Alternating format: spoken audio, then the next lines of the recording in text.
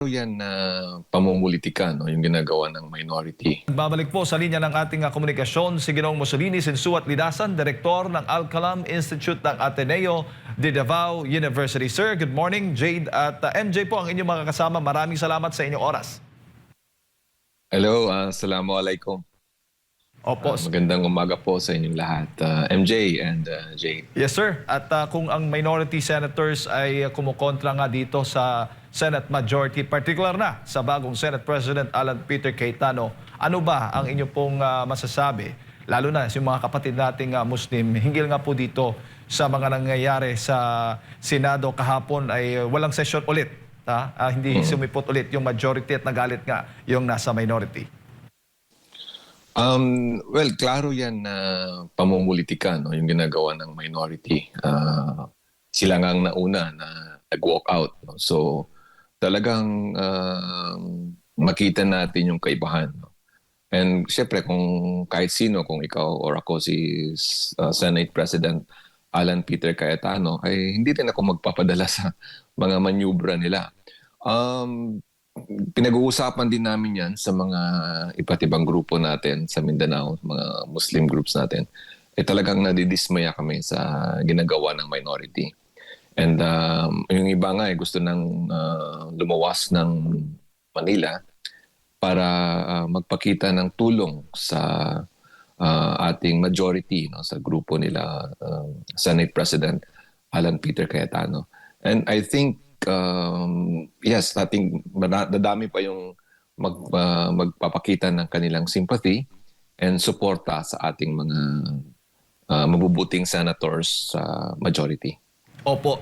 Aware o pansin rin ho ba ninyo yung patuloy na paninira ngayon sa Senate President Alan Peter Cayetano? Hindi lamang namang ordinaryong Pilipino, kundi yung mga naratibong naririnig natin sa mga mainstream, sa social media, kung ano pong sinasabi ng mga nasa minority, para pong yun po yung naratibo o argumento na nangingibabaw. Kung hindi ako nagkakamali, sir. Well, ang mga naratibo na yan, the narratives, they always come. Talagang part yan ng politika at part yan ng pamumulitika. Pero ang katotohanan, hindi yung narrative. No? Hindi yan siya simpleng narrative. No?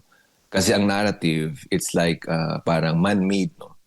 Pero yung sa aking pananaw, nasa katotohanan si Senate President Alan Peter Cayetano. Yung kanyang mga sinasabi ay base sa totoong nangyari. No? Yung pressure coming from the executive department, pressure coming from the other senators. No? So, kung makikita natin, yung sinasabi nating mga naratibo against majority, hindi lang mass media, no? Alam natin kontrolado ng mga present administration ngayon, no? Yung majority, no? Yung mainstream mass media. And alam din natin kung bakit yun. Kasi most of the mass media na yan ay controlled or even owned. No? Ang nagbang-may-ari si former Speaker Martin Romualdez. Pangalawa, sa executive department, ganun din. No? Hawak-hawak nila ang NBI, DOJ, Ombudsman. So, halos lahat na ng agency ng government natin, hawak nila. And then ngayon, yung minority sa senators, klarong-klaro naman na yun, pilit nilang tinatakpan yung katotohanan na ang taong bayan, ang gusto nilang pag-usapan ngayon ay yung anong nangyari sa flood control. Kaya yung Blue Ribbon Committee meeting session by tomorrow, June 4, by all means, no, inshallah, God willing, ay mangyari at makita ng buong publiko kung ano ang ginawa ng present administration ngayon. No? Yung pilit nilang tinatakpan, yung katotohanan, kahit ilang naratibo pa yan ang kanilang itatakip doon, hindi yun mapapalitan.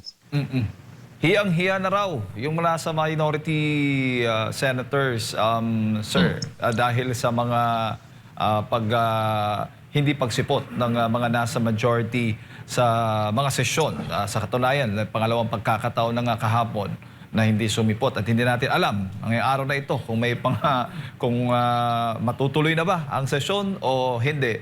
At may mga nagsasabi din na pinatayan sila ng aircon, lahat-lahat na lang ng mga negatibo against the Senate President, yung mga panukalang batas at saka yung mga pending pa ngayon na dapat nilang aprubahan ay na de-delay na daw.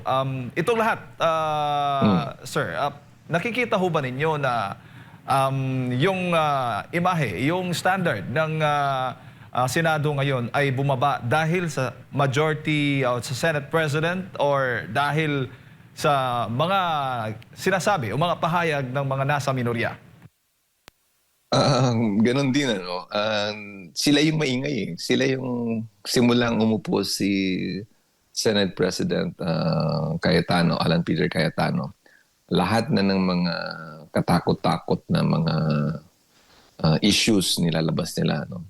So may magkakaroon daw ng kudeta, magkakaroon daw, papalitan daw naman daw ang leadership. So but that has been happening for more than 2 weeks na yata, di ba? Simula nung May 11. So, for me, pwede naman nating, hindi naman, ang mga Pilipino ngayon, hindi mo na yan maluloko eh. Pwede mo namang mapag-aralan, no? Isa-isa, kung ano yung track record ng mga senators, no? So, siyempre, with due respect sa kanila, hindi na lang natin sabihin yung mga pangalan nila. Pero, titingnan natin, ano bang nangyari? Anong konteksto? No? So, yun yung sinasabi ko lagi sa mga meetings din, sa mga kasamahan natin. Ang truth will never be, it will always float eh. Lalabas at lalabas yan. So, no matter ibaon mo yan siya, hindi yan siya mawawala. No? Kaya ako sa tingin ko, it's better to really do, no, yung a strategy, a political strategy, kasi yung kalaban mo hindi patas eh. So kung walang session mamaya, mas mabuti, importante bukas masimulan yung Blue Ribbon Committee. Importante makapagsalita yung mga Marines, no, yung 18 Marines na merong klarong ebidensya, may mga sworn affidavits. Yun ang kailangan malaman ng taong bayan. And hopefully, si former Congressman Saldico ay makapagsalita na rin. No? And then yung mga agencies ng government, no? Former Executive Secretary Bersamin, former Secretary of DBM, si Pangandaman. No? So, I think yan yung hinihintay ng taong bayan. No? Hindi yung drama ng minorya na alam naman natin na parang mga batang maliit eh. And yung mga naniniwala sa kanila, yan lang naman din yung sinasabi nila, ang DDS may pagkakulto daw. Eh mas grabe itong sa kabila, yung mga pink and ang LP. No?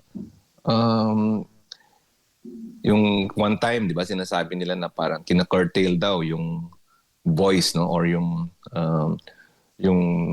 privilege or yung right ng isang senator magsalita. Eh mismo yung nagsabi ng ganun, ay may record na siya mismo yung nag-mute nung microphone nung isang senator. So ngayon parang ang nakikita ko yung cycle na pilit nilang ginagawa, no, yung parang nakasanayan na ng iba. Yun yung gusto nilang ibalik. Yun ang gusto nilang yung sistemang baluktot, no? Yun ang gusto nilang ibalik sa Senado. Pero yung senators natin, the majority, no? 11 ngayon, yung dalawa wala, Senator Bato and si Senator Estrada, ay sa tingin ko, they will be remembered, no, in history. No? This will be, mapapag-uusapan ito ng ilang dekada, no? The next generation from us.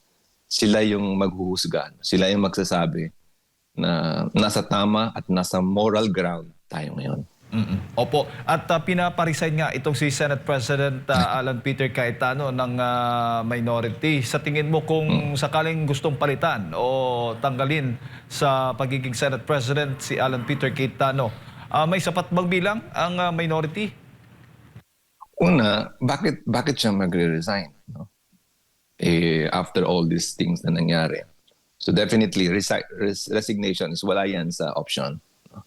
Hindi ko nakikita sa principle and sa standing ni Senate President Cayetano na magre-resign siya. No? He will fight this until the end. No? Pangalawa, yung numbers naman, 13 lang naman yan di ba? Yung sinasabi nila.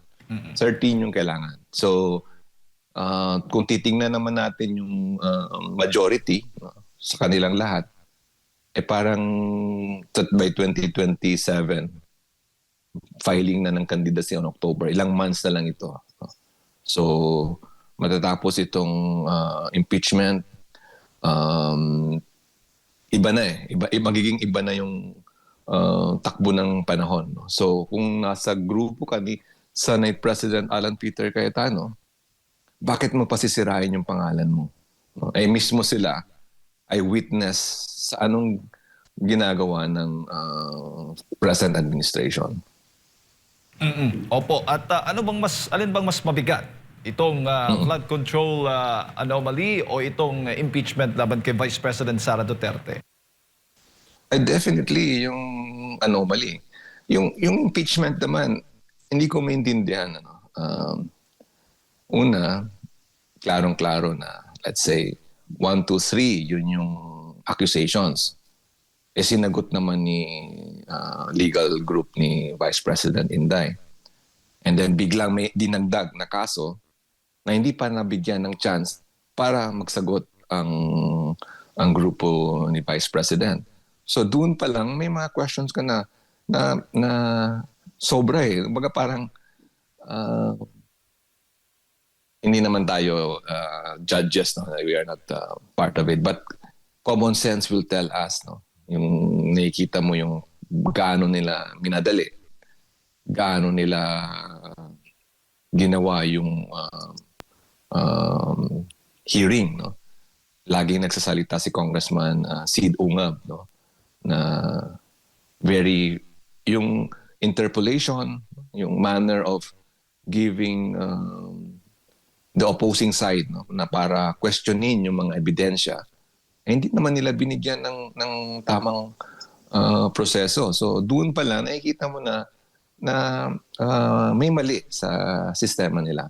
So again, that's just a procedural process. Now in terms of substance, titingnan mo naman, saan ka makakita na the Supreme Court have already ruled, no, ano yung mga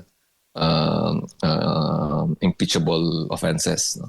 Yung iba, hindi pa nga Vice President si Ma'am Inday, sinali na nila doon, no? Yung sa mga SALN niya para mag-bloat, no? Para lumaki ang accounts sa bangko.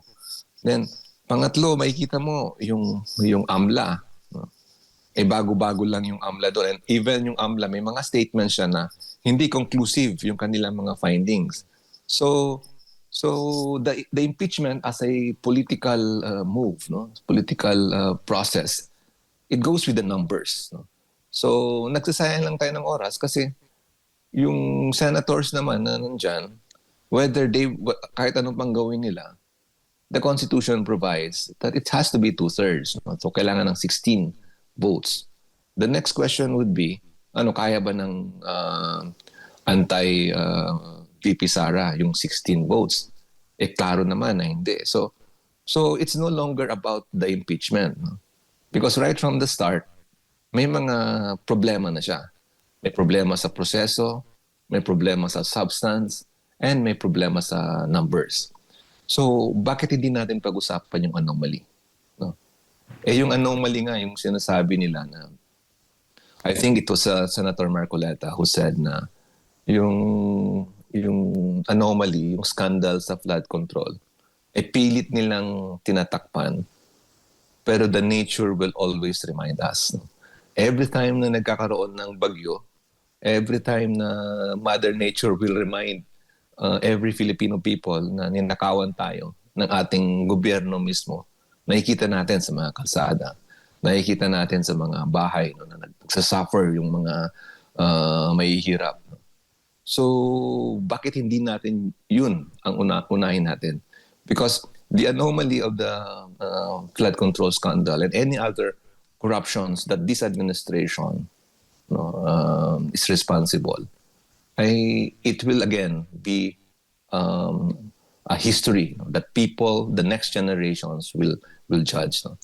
Ang sa akin ngayon, ang level ng engagement ko ngayon is to really remind yung mga pink and mga supporters ng LP na talagang wag na tayong magbulag-bulagan. No? Talagang wag na tayong we do not have any luxury to debate on certain things na naghihirap na yung mga taong bayan.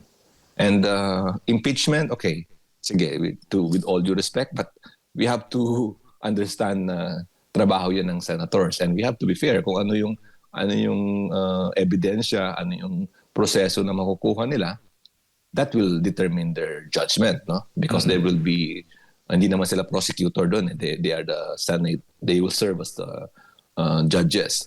Now, yung anomaly in the next few days or by tomorrow and succeeding weeks before tayo magkaka-SONA, State of the Nation Address, kailangan ma-expose, kailangan mapag-aralan, at kailangan mapanagot natin yung mga taong responsible doon.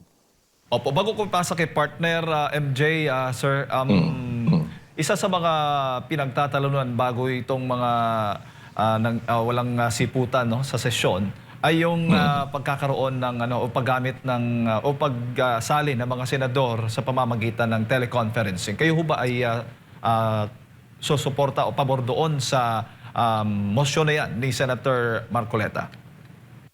Oh naman, definitely we are now in the level of malakas na yung mga internet natin, modern day living na tayo ngayon. And why would we not allow a certain senator, na alam naman natin parang sinadya yung hindi siya makapag-participate sa proseso ng Senado. Dahil nga detained siya or nasa kulungan sila. So kung makikita natin, it's a political maneuvering. So the only way for us para lumabas ang katotohanan, lumabas yung totoong nangyari, and to give every senator a chance. Because yung mga senators na yan, binoto yan ng taong bayan, di ba? So they represent a certain group of population natin. Bakit natin hindi siya bigyan ng chance na gano'n? Again, sinasabi nila yung during COVID or at the time of Senator De Lima, bakit sila mismo, yung against noon, sila mismo ang nagmo-move for back then for a teleconferencing way of voting or participating. So nakikita natin na parang it's really selective, Parang ang tao ngayon, ibang mga Pilipino, mga kababayan natin, ay pumapabor lang doon sa yung what they think that are beneficial to them. So sa akin, yung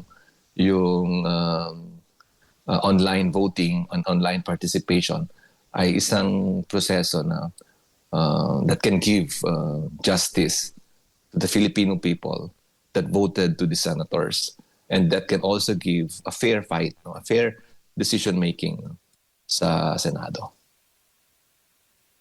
Sir Mus, mayong buntag sir. Assalamualaikum warahmatullahi wabarakatuh. Sir, ito pong... Waalaikumsalam. Mayong buntag, MJ. Opo, ito pong paparating na BARM elections, kauna-unahan po na parliamentary polls, pinakahihintay po ito ng BARM. Pero bago po tayo dumako doon, pwede niyo po ba sa amin na maikwento on a top of the dome scale kung ano po itong dynamic sa BARM? At ano po ang kinalaman ng national government doon po sa ikinababahala ng ating mga kapatid sa BARM na disruption ng pangako na kalayaan, freedom to rule ng ating mga kapatid na Moro dyan po sa BARM, na siya po ang naging pangako ng Bangsamoro Organic Law. Sir. Again, ito yung isang topic na laging pinag-uusapan. No? And kagabi nga, meron din akong isang Zoom meeting, mga leaders sa BARM. Sinasabi nga nila na kung meron mang tao na pwedeng mag-comment, no? Kung meron mang tao on TV, on social media, are those who help frame the Bangsamoro Organic Law. No? Yung mga commissioners, yung mga former members of the parliament. And fortunately, ako po ay isang commissioner. No? Ako po ay dating member ng Bangsamoro Transition Commission from 2019 to 2017 to 2019. No? More than 2 years. And then naging member of the parliament din po ako from 2019 to 2022. No?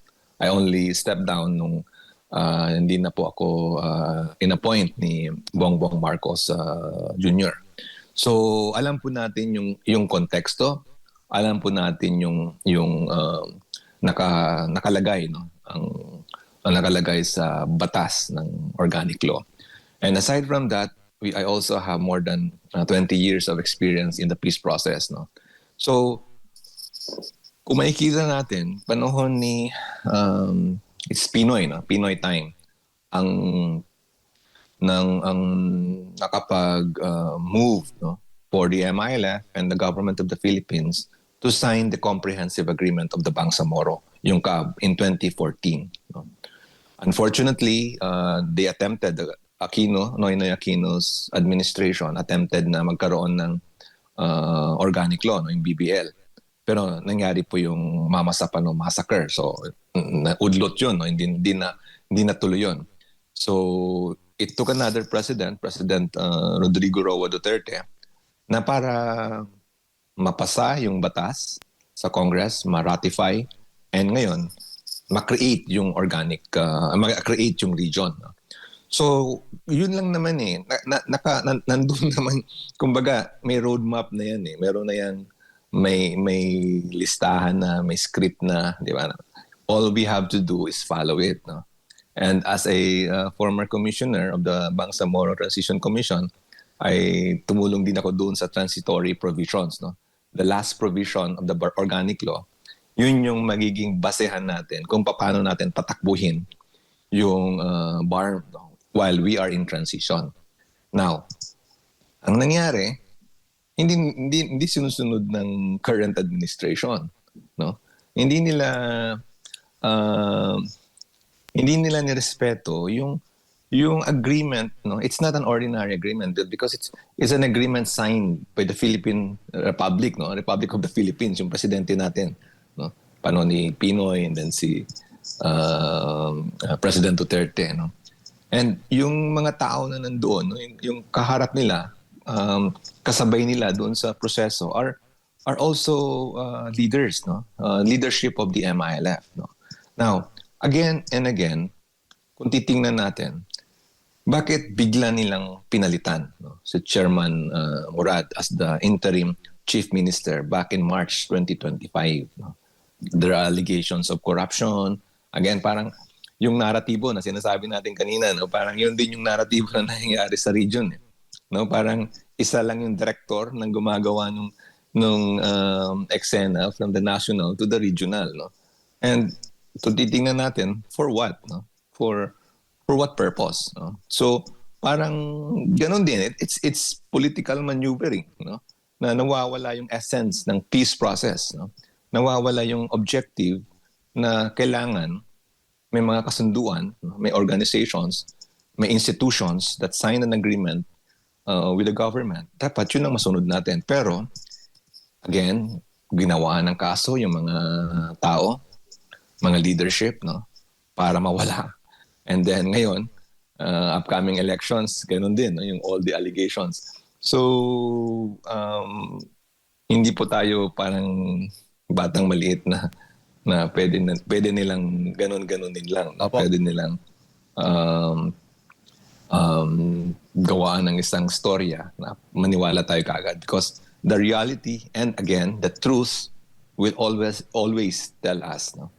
na hindi po yung kanilang pinapakita, hindi yun ang tama at hindi yun ang katotohanan. No? Now, ano ang magiging implications? I know hindi mo pa ito tinatanong, MJ, but the implications now are worsening sa baba.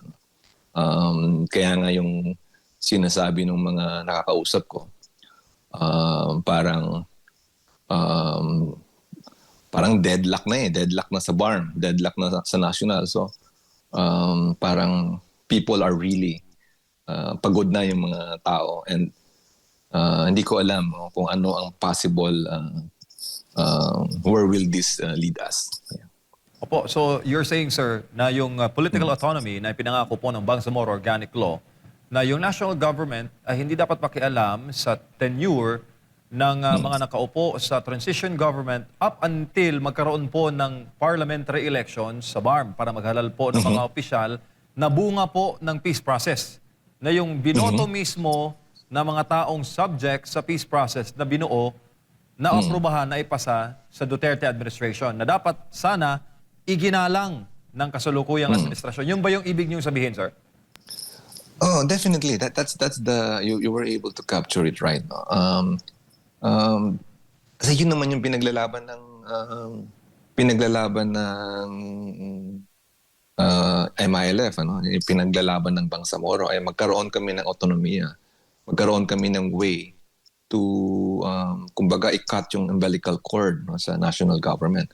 Ang nangyayari ngayon, nandun pa rin parang ayaw pa rin bigyan, no? Parang the national government, especially the present administration, really wants us to fail, no? Parang yun yung nakikita natin. So, but it was not designed that way. It was designed for us to mature, no? To make sure that politically mature, and to make sure that autonomy will work because we among ourselves will decide, no? Pero ang nangyayari is pag may mga problema, may mga disagreements, some of the leaders in the BARM goes to the national, and Malacanang na naman ang magde-decide. So it's very unfortunate, MJ. Opo, sir, sa ibang paksa naman, kaugnay pa rin sa Mindanao, sa latest po na survey ng SWS, negative 50 na po ang net satisfaction ratings ni Pangulong BBM. Yan po yung graph. Pero specifically sa Mindanao, nasa negative 40 na po ito. Sir Mus, as of March 2026, mula po yan sa negative 29 na net satisfaction survey ng SWS of November 2025. Mindanao, part po niyan, BARM. Anong tingin mo dyan, sir? Bakit po umabot sa ganito, kababa, sa national, on a national scale, negative 15, Mindanao alone, negative 40 po yung net satisfaction ratings ng Pangulo? Actually, survey lang yan, ano? Survey, kumbaga, yung katotohanan niya, baka sobra pa. Baka mas grabe pa yung actual result niyan eh. Kasi it's basic naman, di ba? Ano ba ang legacy ng administration na ito, di ba? Ni President Bongbong Marcos Jr. Diba? So ano ba yung nabago sa buhay ng mga tao? Diba? Yan yung mga basic questions na pag-aralan natin, titingnan natin. And given the fact na hawak nila lahat ng mga mass media, no? Hawak nila yung mga mainstream mass media, the newspapers, no? The radios, no? Salamat nga tayo, merong SMNI na talagang nagbibigay ng opinion, no? Nagbibigay ng not opinion but a platform for people like me, you know, people like yung mga hindi sumasang-ayon sa administration, no? So what if we have a fair media, di ba? What if na yung laging lumalabas sa media ay yung totoong nangyayari sa Mindanao, sa bansa. Talagang siguro hindi lang negative 40 ang lalabas diyan. So meaning to say, again, these are realities, no? Na pilit nilang takpan, pilit nilang ialis, ibura, pero the nature, no? Pag magbagyo, nakikita ng tao kung ano yung ginawa nila sa mga flood control projects.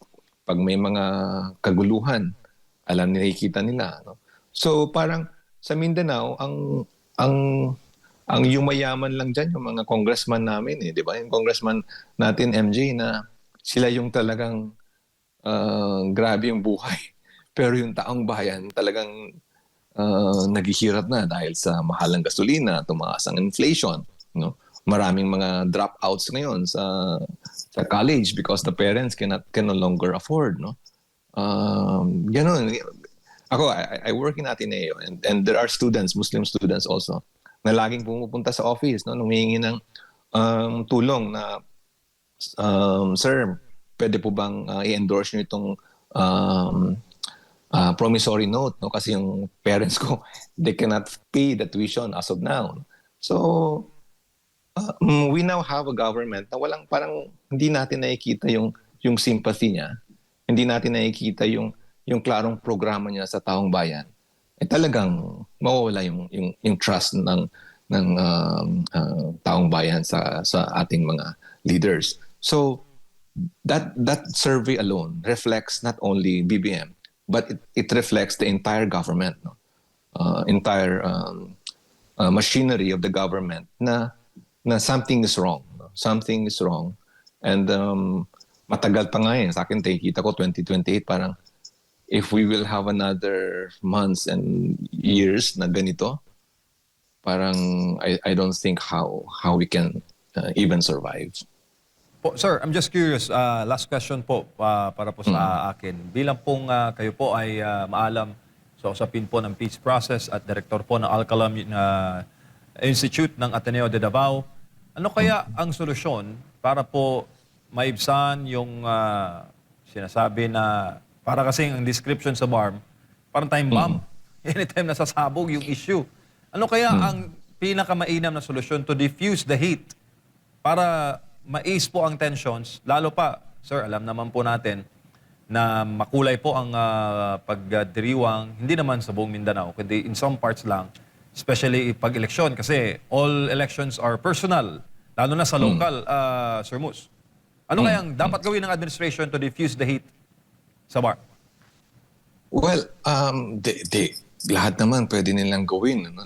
Lahat pwede nilang i-straighten yung kanilang programs, no? Yung kanilang leadership. Unfortunately, no?